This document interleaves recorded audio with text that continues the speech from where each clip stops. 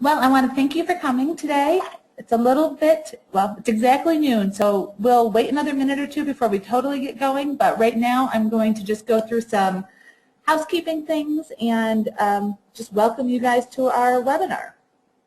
So first and foremost, thanks so much for joining us. I'm really excited, and I think it's going to be a great opportunity, and I hope you guys are excited too. Our speaker, Aaron Ostras, is a really fun guy, and he's going to make the process of building a website with WordPress really easy to understand, and I think you guys are going to really enjoy it.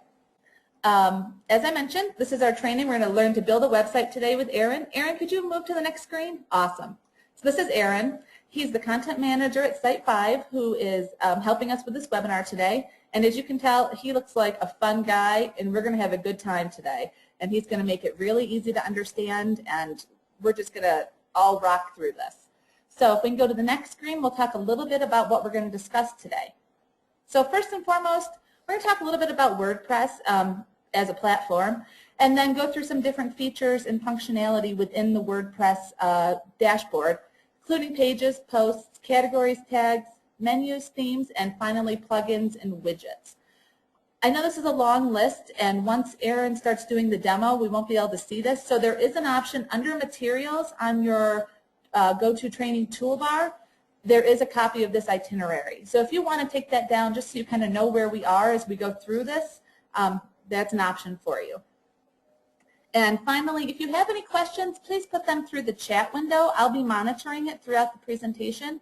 I do request, however, that we kind of keep the questions till the end unless they're really pressing and you're totally lost, just because we do want to have at least 10 to 15 minutes at the end to take your questions, and if we take them during the presentation, it might slow us down and we might not have that option at the end.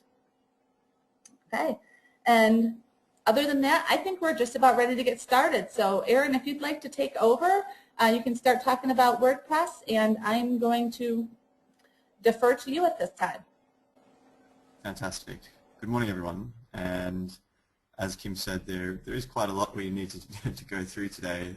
So be prepared, and hopefully you've got a pen and paper there just in case. So what we're first going to talk about is WordPress, and here we can see on the screen it says why.wordpress.org, and when we talk about WordPress.org, what we're really talking about is self-hosted WordPress. So rather than going to WordPress.com and signing up for a website that might be, something like mywebsite.wordpress.com, and it's hosted and managed by the WordPress team on their platform, we're actually talking about running our own WordPress website today. So this is where you would independently go and buy a domain for your website, and also subscribe to a hosting plan with a web host. Now the reason that we're choosing to go down that path today instead of the WordPress.com path is really the features and functionality that you get with a self-hosted WordPress installation. Now the two really big draw cards are plugins and themes. On a WordPress.org website, I will continue to say a self-hosted WordPress website, you actually get access to the WordPress plugin repository, which is a massive repository of tons and tons of plugins. Like, I think it's 400,000 or so plugins there at the moment, and there's really, any need you can think of, there's probably a plugin that covers it. And the other reason is for themes, really, because themes are a great way of being able to change up the look of your website without needing to touch any code as well. So, and there's just a lot more available to you when you have a WordPress.org website, and you can install custom themes bought from developers all around the world, or given away by various sites and so on.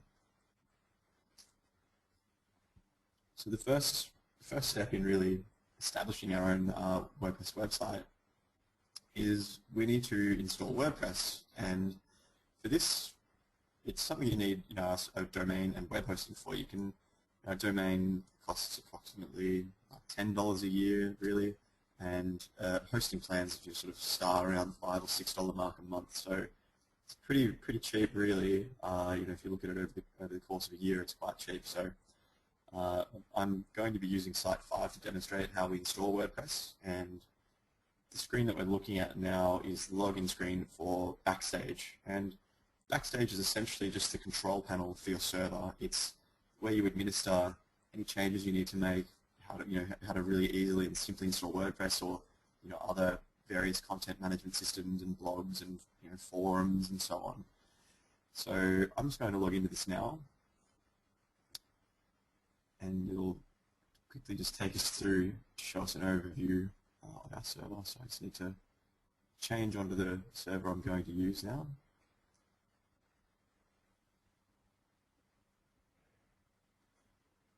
Excellent. And for the webinar today, we're actually going to set up a sort of an example of a music website. So I've gone ahead and I've registered ourmusicblog.com. You can go there now if you'd like. There's not a great deal on there at the moment, but that's what we're out to change. So what we're going to see next is sort of the server admin panel, and this will look reasonably consistent across most web hosts, regardless of whether it's Site5 or someone like HostGator or Bluehost, any of those other companies. This is a reasonably consistent look that you'll see in most cases. So you have all of the settings you want, really, like change your password, email, files, log security, domains, databases. But what we're after is just down here towards the bottom under software and services we have web apps. So we're just going to click on that, and now we'll just see a list of popular web apps come up, and one of those is of course WordPress. So we just click that there and then click install now, and what we've got now is just the ability to configure some of the settings before WordPress goes live. So you can choose to have the www in your domain or in your URL. I prefer it without that personally, so I'm going to cut that out for now. Directory, you don't need to fill that out. It's only if you want WordPress to live in a separate folder, really, which is reasonably unlikely. The next setting we have is for database name. In most instances, leaving it as the default is fine. The table prefix, if that's a new setting to you, then leaving it as WP is fine, but it generally is considered best practice to change that. So I'm just going to change it to OMB because that's a representation of the domain we're using. We can change the site settings, which is really, the site name is the heading of the site. The site description is the tagline. So I'm just going to call it Our Music Blog, and for the site description I'm going to say use on all things music. Don't really worry about enabling WordPress multi-site for now. It's a really cool feature, but unless it's something that you need, it's not worth sort of going over today. The next sort of array of settings we have here are regarding the administrator account. So it's really, really poor practice to leave the admin username as admin. I recommend sort of first initial surname. That's sort of my approach to creating a username for myself. And then, of course, the password is up to you, but the more complicated and secure it is and unique, the better. Let me just put in the email address for the administrator, because in the instance you forget your password, which is not an uncommon thing. I know I forget it semi-regularly. We can actually do a password reset, and that can get sent out to our email address. And towards the end here, we have the ability to install a plugin called Limit Login Attempts. I really highly recommend installing this plugin. It's just essentially a way of being able to stop people getting access to your site that shouldn't have it. So, if someone is trying, just bombing your website with requests trying to log into the WordPress dashboard, for instance, after 4 tries, this plugin will actually stop their ability to do that. So, very handy to have, I think. Finally, if you just want if you just want the installation details sent out to you in an email, you can put in your email address there. And when we're ready now, we just click install. And it's done. So now what we see is just a summary of the installation. We can see the URL where the WordPress website lives, and we can see where we can log into WordPress, username, password, and the administrator email address. But we also see some MySQL details there. you don't really need to worry about those unless this is something you really need to work on your database, but it's very unlikely that'll be the case. So we've covered why we've installed, or how we've installed WordPress. Very simple, as you see. We just fill out the blanks and hit install. So what it's time for now is to actually go to our WordPress website and just check to make sure that it's all showing exactly what we want. So there we go. You can check this in your browser if you'd like. It's live on the internet right now. It's ourmusicblog.com, and we can see just a very basic WordPress installation now. There's only the Hello World post, which comes with all new WordPress installations. There's really no other content on the website at the moment, and with that in mind, it's actually a really good time to go and log into WordPress. So in the URL bar, if you just type a / and then enter WP-admin, this will prompt us for a username and password, but once we actually log in, it'll go through to the WordPress dashboard. Awesome. So this is the WordPress dashboard, and if this is the first time that you've ever been here, it can be a little bit overwhelming. There are a lot of options. It's a very busy interface, but for the most part, this is where all of the action will be going to happen for your website. So you want to write a post, change a page, add a picture, change your theme, change the time zone that your site runs in, and so on. This is where you do it. So I don't really need to see this getting started banner up the top here, so I'm just going to click dismiss there. And what we're going to do now is we're actually going to start talking about posts and pages. This is something that a lot of newcomers to WordPress tend to get confused on, because the difference between a post and a page is not necessarily always very clear. So we're going to start off with pages because they seem to be, out of the two, the one that really gets people a bit stuck. So on the left-hand side, I'm just going to click Pages in the menu. This will bring me through to the Pages interface, where I can see all of the pages currently published or in draft and so on. You can see we only have one right now. We just have a sample page, shows who the author was, which is the administrator account you install with, and how many comments and when it was published, which is obviously very, very recently, 3 minutes ago. So what we'll just do is add a new page, and we can do that by clicking Add New up the top. And a great example of a page that pretty much every single website you'll ever come across has is an About page. So in the top, that's where we define the title of the page, so I'll just call that About. And just down in this area is where we add the body of the post. So I'm just going to put in something really simple. This is a music news blog. You can be, as long as you can put as much text in there as you like. I just want to show you something very simple, dedicated to all the latest in the music world. And just to give you a brief idea of how we can actually change this here using the editor, you'll notice just above where I'm typing all this text in, we actually have a bar that looks pretty much the same as the sort of text editor that you would see in Microsoft Word, for instance. So if you wanted to bold some text, very, very simple. You just highlight, click B. You can make things in a list.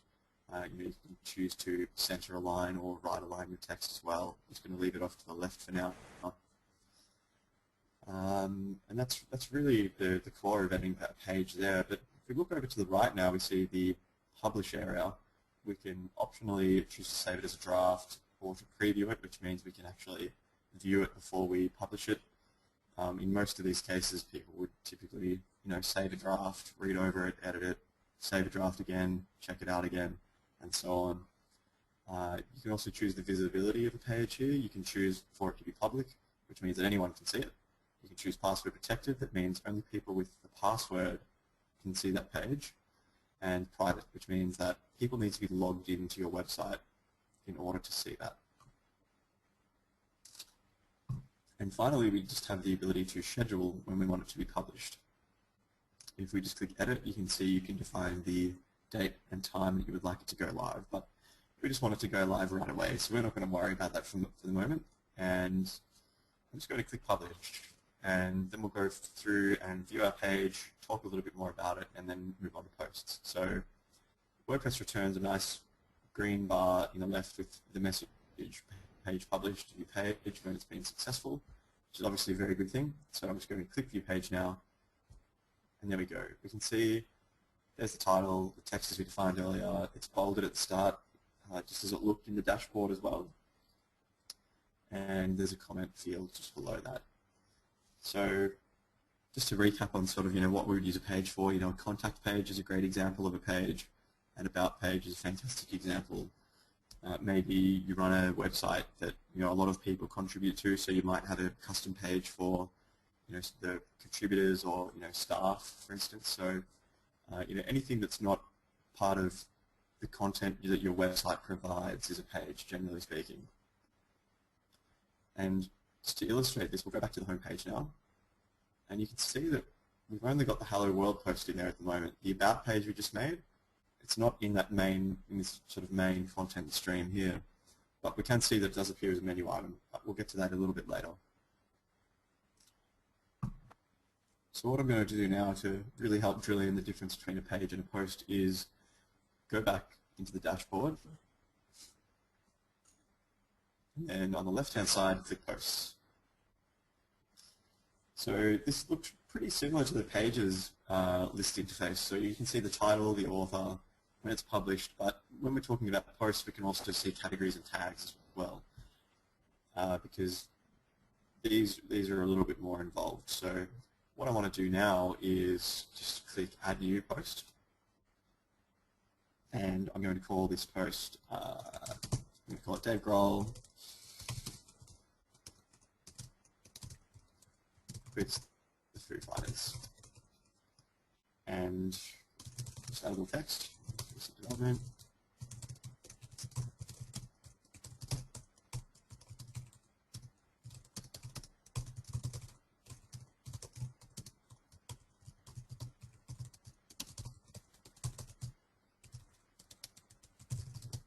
How to get spelled today.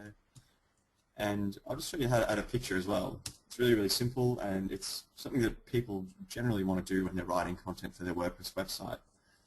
As you can see, above the text editor and below the title, we have this button called Add Media. So you just click that, and if you want, you can drag and drop images from your desktop or anywhere on your computer into this. Alternatively, you can click Select Files. So I'm just going to use that today.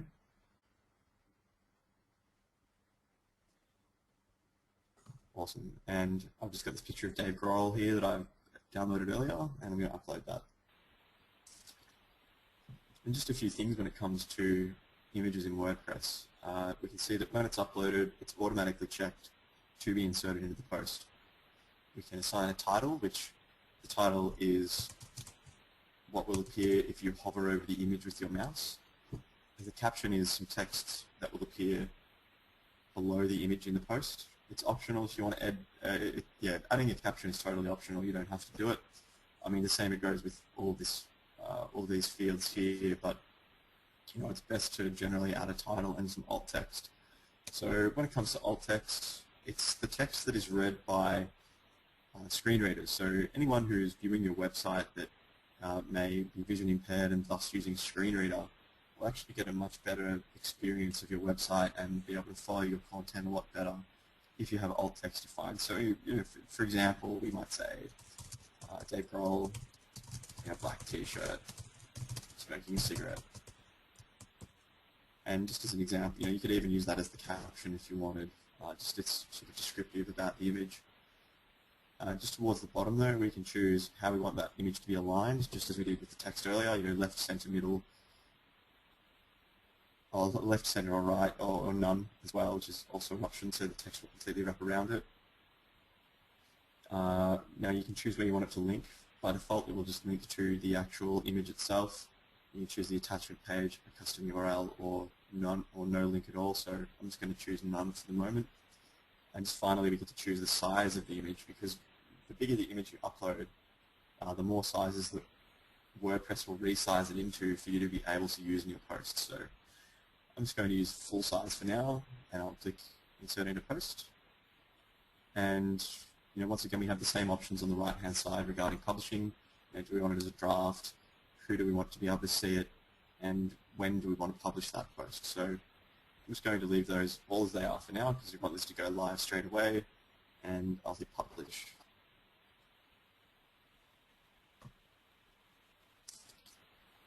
As we can see, the post is live, so let's just go and view that post quickly.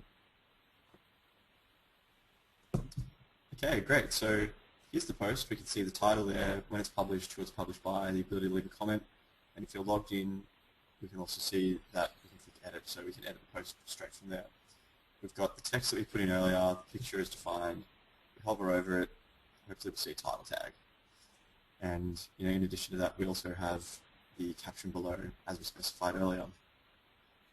So that's a post. A post is something that you'll be adding to your website with new content, hopefully on a regular basis, or as regular as your website requires. So what we'll do now is we'll just go back to the home page, which we can do by clicking Our Music blog in the header over there.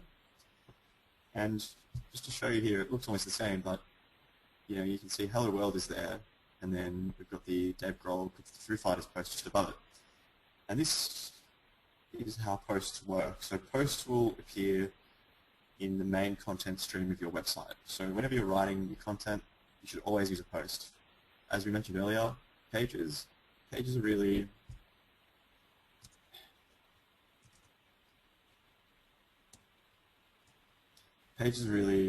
for static content, such as about pages. So with that in mind, I hope that really explains what posts and pages are to you. What we need to now talk about is categories and tags, and these are also similar to posts and pages in the sense that they tend to get people a little bit confused because they're reasonably similar. So what we'll do first is we'll just go back into the dashboard, and over in the posts menu, if we hover over, you can see we've got 4 items here. We've got all posts, add new, categories, and tags. So as far as categories go, we can click here, and this will take us to the main category interface. So here you can add a category name, the slug, or the URL that the category appears at, the parent category. So if you want it to be a subcategory, you can do that, and the description. Similarly, we can do that with tags as well. It's almost exactly the same. So if you ever need to come in and really make a great deal of changes to categories and tags, you can do that there. What I'm going to do is show you what I think is a bit of an easier way to really think about categories and tags. So we're going to go back to all posts now, and next we want to go back and edit this post we've made here, Dave Grohl quits the Foo Fighters.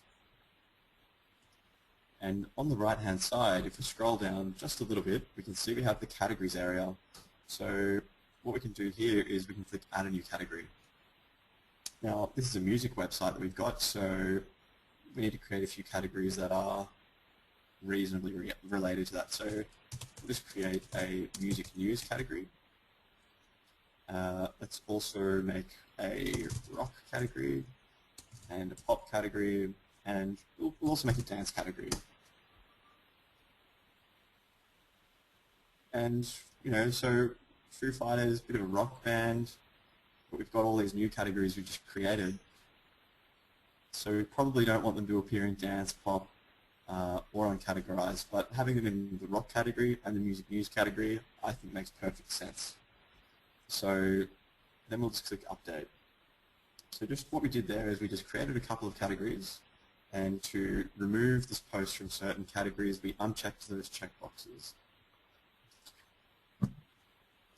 And, excuse me, and then we just updated the post. So I'll just show you how that influences the actual post. If you look above the title there, you can see we've got music, news, and rock. So it just shows the user or the reader what categories that this post appears in. So someone might go, well, I've had a fantastic time reading this post about Dave Grohl quitting the Foo Fighters.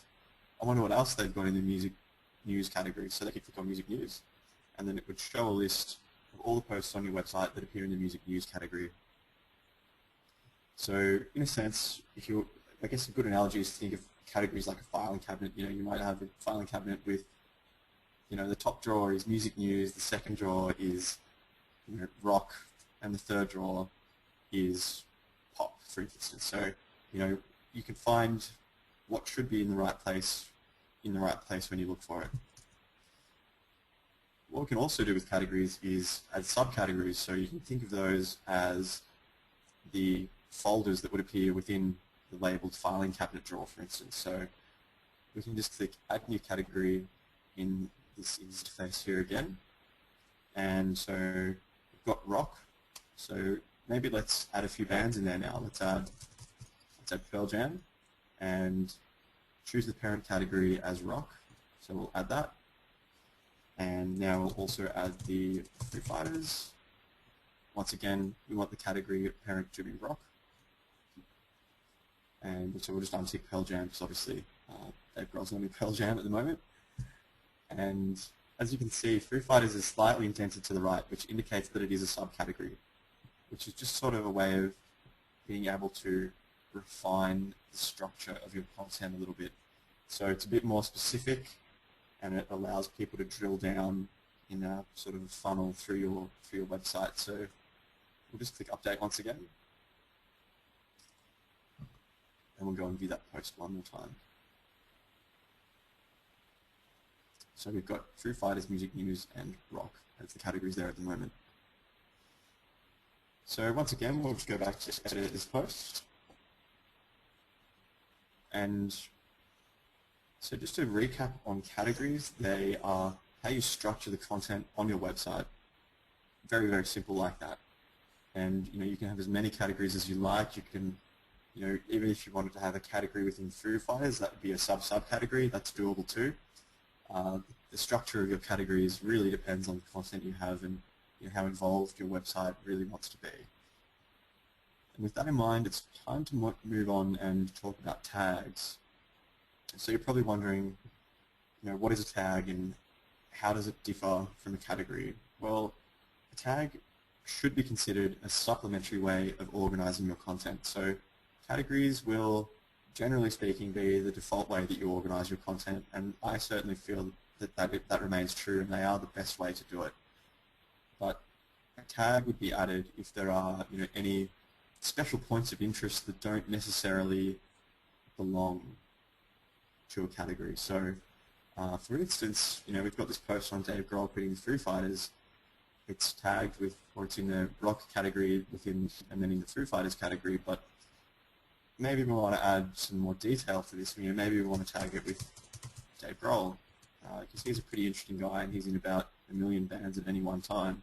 So we can just add his name and then click Add, and you can see that it's added as a tag there. So what we can then do is, again, go up and click Update.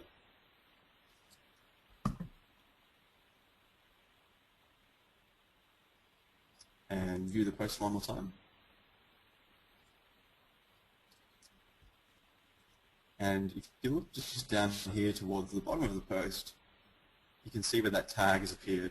And similar to categories, or almost exactly the same as when people click on your category links, if they click on what's tagged there, so for instance Dave Grohl, they'll see all the posts that are tagged with Dave Grohl and Dave Grohl only.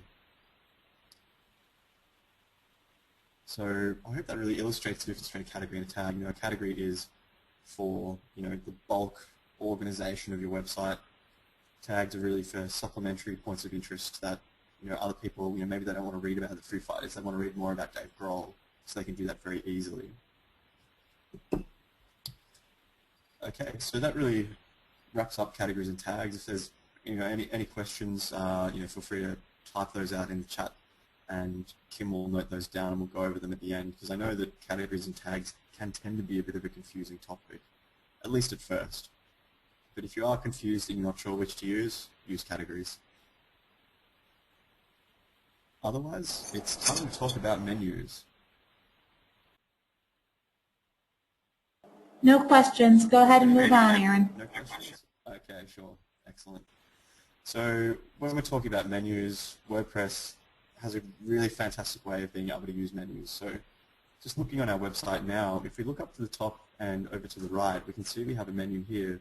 It has 2 items in it at the moment. It has sample page and about page. So what we want to do now is go in and change that. We need to make it a lot better. Like we want to really make a cool menu that, you know, anyone visiting this website will be able to navigate through our site with ease using that menu. So just as you can see, we've got this other bar at the top, the WordPress admin bar. Now that only appears when you're logged in. Obviously I'm currently logged in, so if I just hover over that, I can click on our music blog at the top to take us back to the dashboard.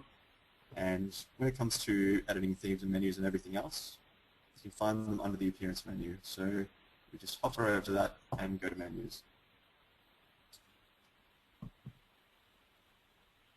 Excellent. So we currently have no menu defined. So I want to create a new menu. I'm going to call it top menu. So I just type in the name and hit create. So the menu has been created. It's now up to us to add a little structure and some content to that menu. So from the left-hand side, we can see pages. So as we mentioned earlier, an about page is a really standard page that a website would have. So I'm going to add that to our menu. You can add links to your menu if you'd like.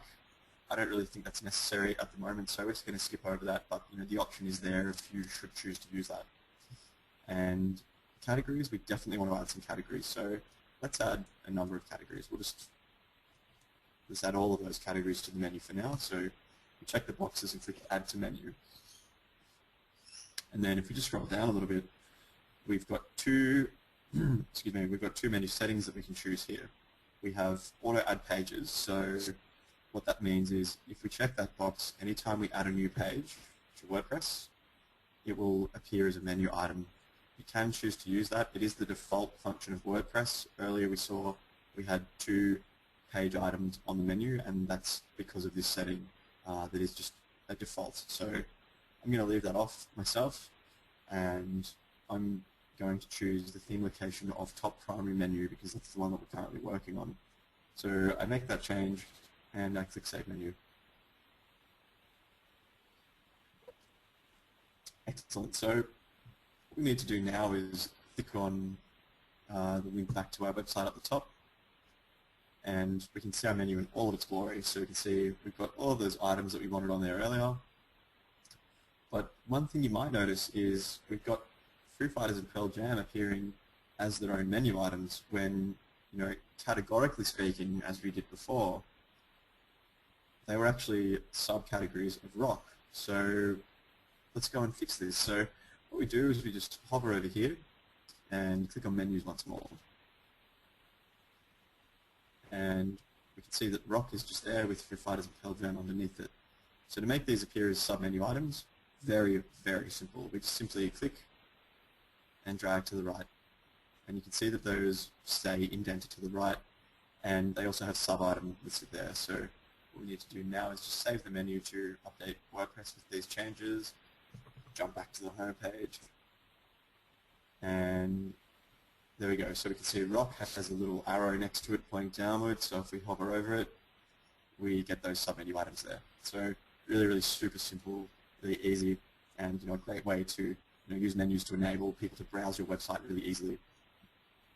While we're on menus though, we did have the option to define 2 menus. So if we just go back into the dashboard and back into menus, I'll show you how to manage 2 menus at once.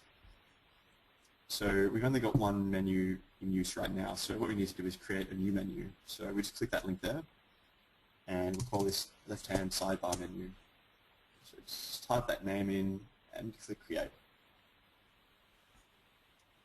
Currently there's no structure to the menu, there's no anything on it because it's brand new. So let's just add about and sample page for now, because it's not something that we're going to be using for a very long time, but just to demonstrate for the webinar today. And just in the menu settings area, I'm just going to make sure I choose secondary menu in the left sidebar because we've currently already got the top menu set. So I just do that and click save and go back to the website. And now you can see we've still got our original menu at the top right, and on the left hand side we have the secondary menu with about and sample page as we just defined them. So hopefully that gives you a really good overview of menus in WordPress and how easy they are to use. They're really, really simple. It's basically dragging and dropping, and you check a box and then hit a button and it does it all for you. So there's really no need to go and edit code as was once the case. You can just handle it all through the dashboard. But really that's about all there is to cover on menus. But with that in mind, it's probably time to go and talk about themes. So if there's no questions on menus, we'll dive straight into themes, because that's one of the things that makes WordPress really cool.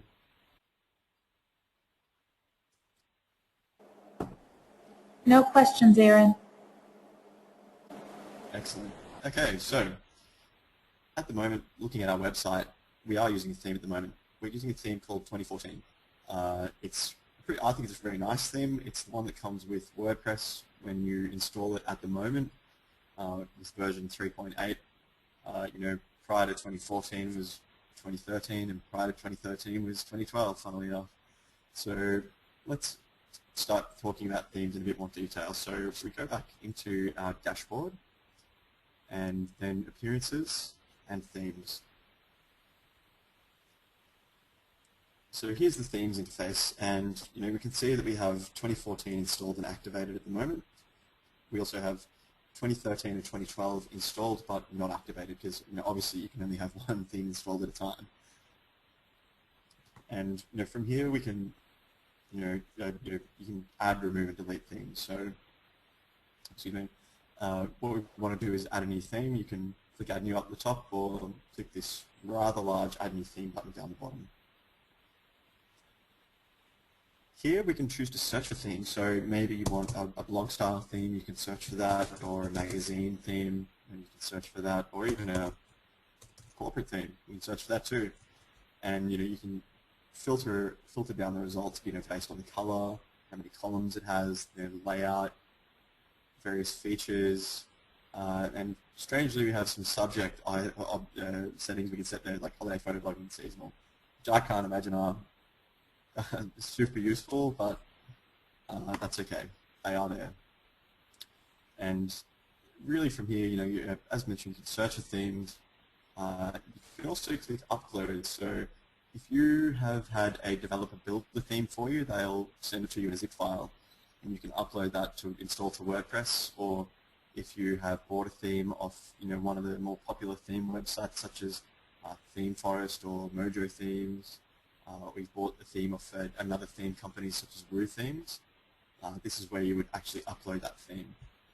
Otherwise, there are 3 more options in here, and that's to browse themes by featured, newest, and recently updated. These are all themes from the WordPress theme repository. They're all free for you to use, though as with theme marketplaces and WordPress theme repository, there are also premium themes that you can buy. Those, generally speaking, sort of start at $40 for a nice WordPress theme, and go up from there to, you can really spend as much money as you want to spend on a theme if you should choose to do that. So what I'm going to do today is I'm going to install this theme here called Flatto. It's free, it looks pretty nice, and all I need to do is click Install Now. What happens now is WordPress actually downloads the theme for us, and we'll take care of installing it onto our website. Excellent. So what you can do now, if you're confident you want to run straight ahead, you can click Activate. Alternatively, you can click Live Preview. So I'm just going to show you that today, because Live Preview is fairly interesting. It'll give you an idea of how your website's going to look. You get your menu, your site title, and then your content stream. And then we've got, over on the left-hand side, we can actually make a few changes to the website here. So if you wanted to change the site title and tagline, you can do that there. You can also set the menu you would like up the top as well, and you can set a static front page if you'd like, but we're not going to really touch on those for now. We will talk about the menus in a moment though. So if you're happy with the way it looks, and it looks the way it should, you can just click Collapse to get a real idea of what it looks like. I'm happy with that, so I'm going to click Save and Activate.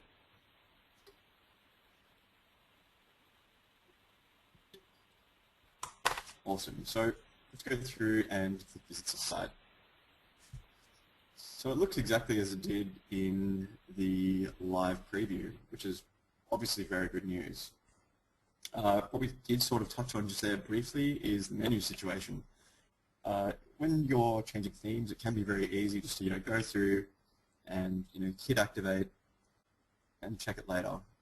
But you'll often miss certain bits and pieces if you do that. So what you can see here is in the top we have our menu that says Home, About, and Sample Page. So what we need to do now is just go back into menus and then Dashboard. And where it says select a menu to edit, we select top menu and click select. And then where it says menu settings, we just need to set theme location primary menu. And the reason this happens is that when you're moving themes, typically speaking, the name the developer gives to the menu in question or the menu area will be different. So it can't just directly roll that over.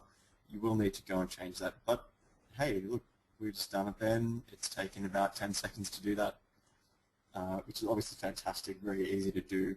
So we'll just run back to WordPress, to our homepage now, and we'll make sure we can see those changes live.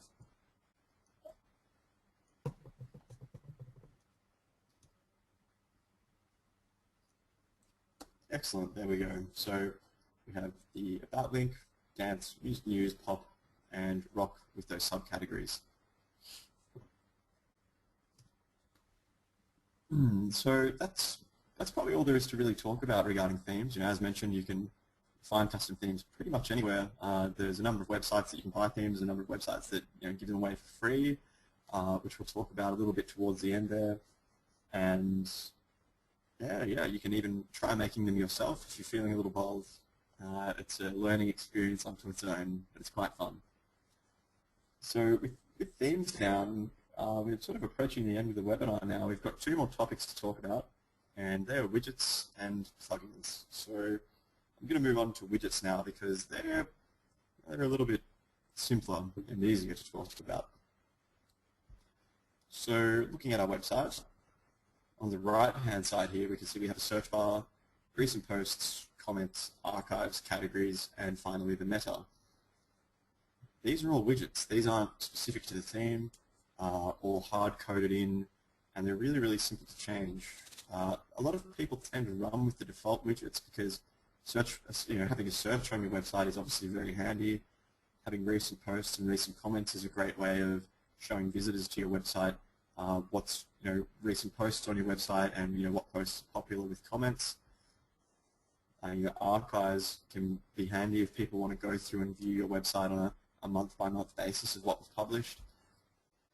Categories is generally pretty useful. It depends. I think the categories should ideally be handled by the menus rather than a widget in the sidebar, because then it sort of puts it into the main view also. And then there's the meta area. So this just has two links to RSS feeds, a link to WordPress.org. You can log out from here if you're logged in and get back to the dashboard with that link as well. So I'm not a really big fan of having the meta widget in the sidebar. So I want to go and remove that. And just to show you how these all work, we'll just move some of these around as well. So what we can do is just much the same as before. You can either go back to the dashboard and then go to Appearance and then Widgets, or alternatively you can just hover over this menu item up here and then click Widgets.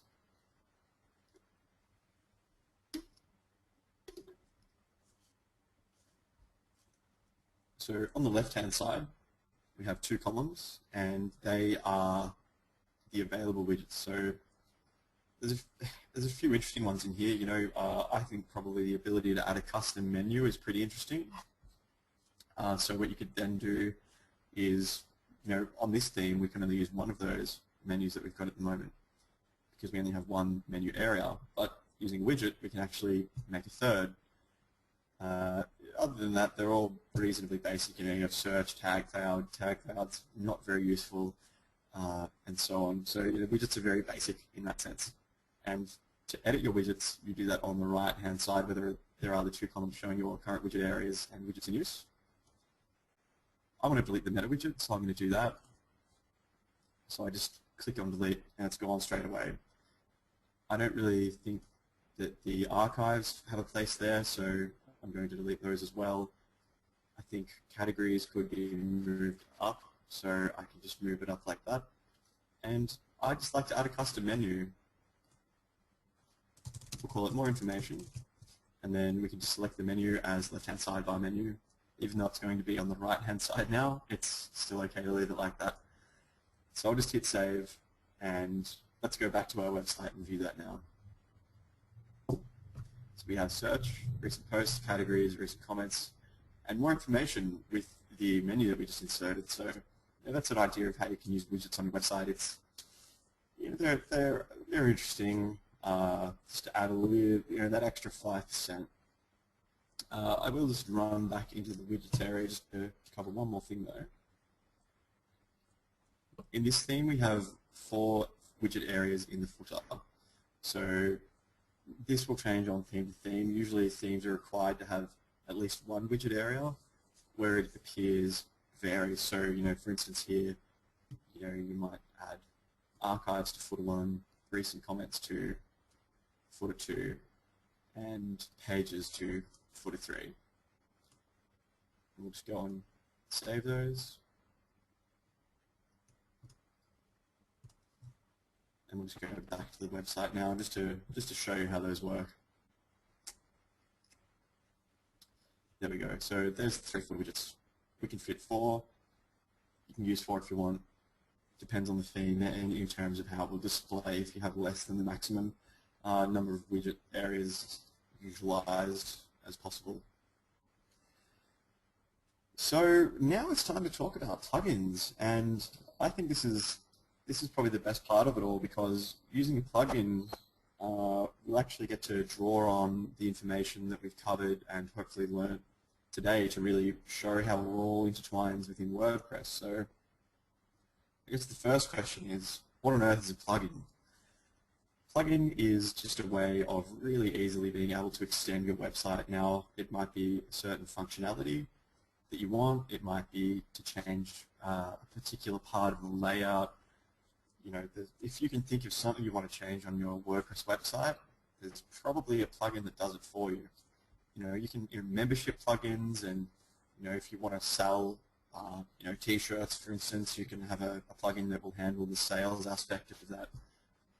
The list really goes on and on. We could sit here all day and talk about various plugin examples. So what I'm going to do now is just jump back into the dashboard, and we're going to show you how to install a plugin, how you can manage existing plugins and plugins ongoing. And we're going to solve a problem with the plugin. So just over on the left-hand side, we click plugins, and it looks kind of similar to pretty much every other interface we've looked at so far. We've currently got 3 plugins installed. One of them is activated, as we can see, which is limit login attempts. The other 2 plugins are Kismet and Hello Dolly. Kismet is an anti-spam plugin, very, very useful to set up, I think. We're not going to cover that today, though. Finally is Hello Dolly. As it says, all it does is, when it's activated, it displays a lyric from the song Hello Dolly on the admin screen. So what we're going to do is delete it. So if you want to delete a plugin, you just click delete. And generally speaking, if you have a plugin on your website but you're not actually using it, it's best practice to delete it. Because if you don't, the code will still be sitting there on your server, and it can still be executed by someone who wants to. So if there's a security problem with a plugin, then that's a way people can get access to your site. So if you're not using it, delete it. The same goes with themes. So in order to add a plugin, what we need to do is simply click Add New at the top.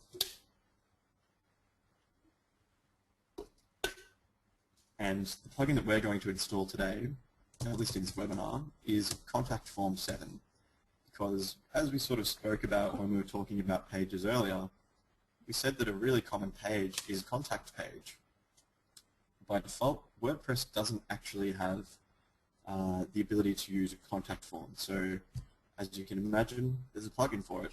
There are many plugins for it, as a matter of fact. Contact Form 7 is certainly one of the best, though. and it's free, and it's easy to use. So we've just searched for it here.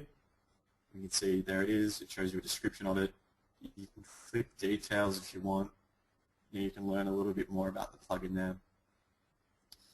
But otherwise, we can just click install.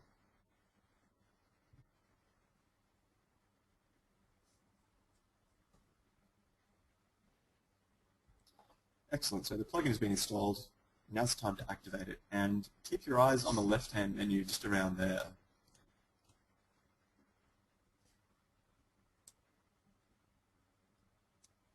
There we go. So the plugin is active. And you may have noticed we now have this contact menu item. Oh, excuse me. So just a note on that. When we're installing plugins to WordPress, they often come with their own settings panel. Now, in the case of Contact Form 7, we can see that it's over there on the left-hand side. Otherwise, it might appear here below Settings, or in the case of Limit Login Attempts, you can see it actually appears as a submenu item within Settings.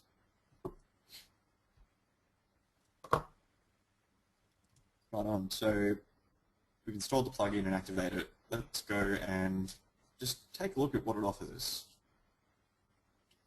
Again, we have sort of the big banner welcoming us to using the plugin, and from here you can get through to some basic documentation and so on, but I'm just going to click dismiss for now because that's not really anything we need to talk about. Contact Form 7 does come with one contact form by default, as you can see here. It has the name Contact Form 1, it has a shortcode. The shortcode is the text that you need to input to a post, a page, or a widget area in order to get the contact form to generate. And it just shows us who the author is and the date it was published. So what I'll do is I'll just click on Edit, just so we can get an idea of what we can see here in the contact form and how it works. So at the start we have the shortcode, which is sort of what we saw before earlier anyway. We don't really need to talk about that in too much detail. Here we can just see the basic structure of the form.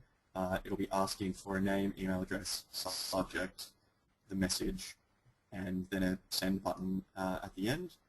Now this is just one big text area. You can actually, maybe you don't want that part there, you can delete it, but you can move it around as you see fit.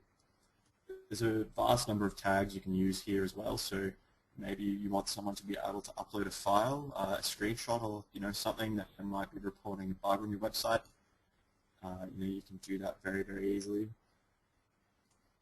There's really a great deal of tags that are available to usage, and functionality for you will depend on your website and what you really want to get out of that. Next, we can just set the particulars of the mail itself, so who it goes to, how it formats, who it's from, and where it gets the subject from. And over on the right, we see the message body is from subject and your message, which is going to be submitted as part of that. And finally, there's just some settings regarding the messages that are given to the user who submits it. So for instance, if we have CAPTCHA on his spam protection and they get it wrong, they'll get the message, your entered code is incorrect. And there's a vast number of details there. They're all filled out by default, and for the most part, that's probably going to be absolutely fine to leave it as it is. So with that in mind, we don't actually have a contact page yet, so we need to create that. So what I'm going to do is highlight this shortcode and copy it, and then on the left-hand side, go to Pages, and then Add New. For the title of the page, I'm going to call it Contact Me, and text-wise, I'm going to just add a little text. So you can use this contact form to get in touch. And we just put in the shortcode as we did earlier, or as we saw earlier, and then hit Publish. So we just created a new page for the purposes of being contacted. We've used a shortcode provided by the plugin to generate the contact form. Let's go and view the page.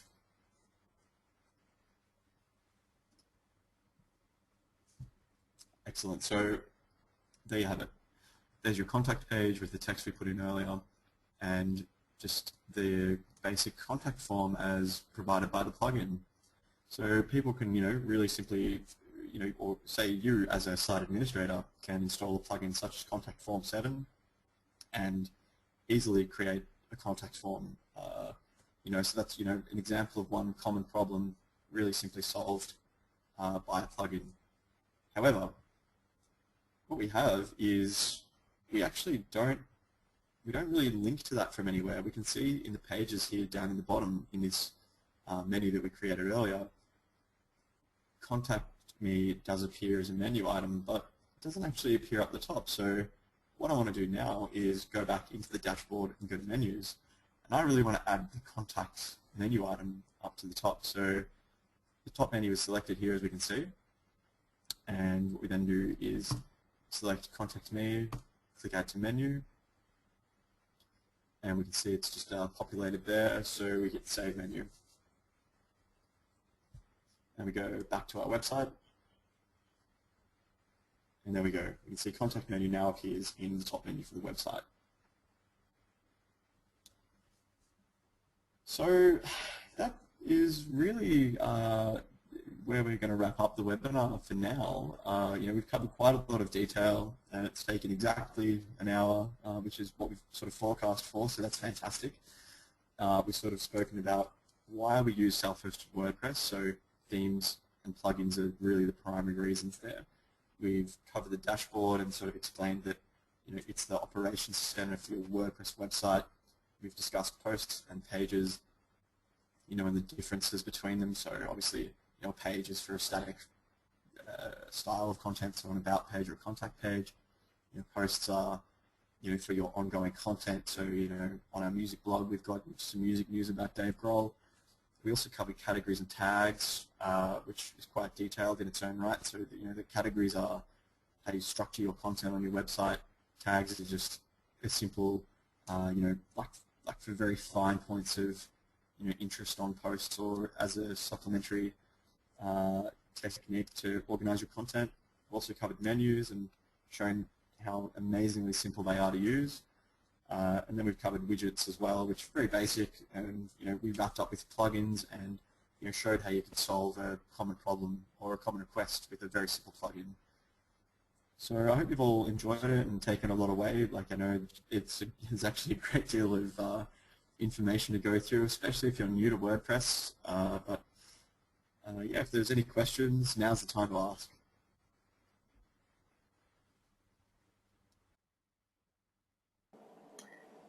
Aaron, I don't see anyone asking questions at this point. I will give them an email, which I'll put into our chat, where if you do come up with a question at a later point, please feel free to email it to us, and I will direct it to Aaron, and he can answer your question. Yep. So we're all done. So just touching on a little bit of information there. Obviously, this webinar has been run by WPKB.com, so if you have any WordPress questions in the future, feel free to jump on WPKB.com. We've got pretty much every single question you can ever think of answered, and there'll be more training in the future. And of course, you can actually ask a question to WPKB.com just in case you can't find an answer to a question or it's a really strange question. So, make the most of that. And just a little bit about Site 5, where I'm from. We're a web host. Our pricing begins at as little as $5 a month, and it's very, very easy to run WordPress websites, and Magento and Joomla and any other sort of system you want to run on there. So, yeah, thanks everyone for coming, and I hope you've all had a great time. Thanks, everyone. We really appreciate you joining us. We do have plans for future webinars going forward. Aaron is going to do another one on themes and customization, so please stay tuned, and we'll provide some additional information about that. And recording of this webinar is available, and I'm happy to send it out to anyone that would like a copy. So please just let me know, either at learn@wpkb.com, or you can put a message still in the chat if you're online still, and let me know if you'd like a copy. Otherwise, thank you all for attending, and hope everyone had a great informative hour. We really appreciate it.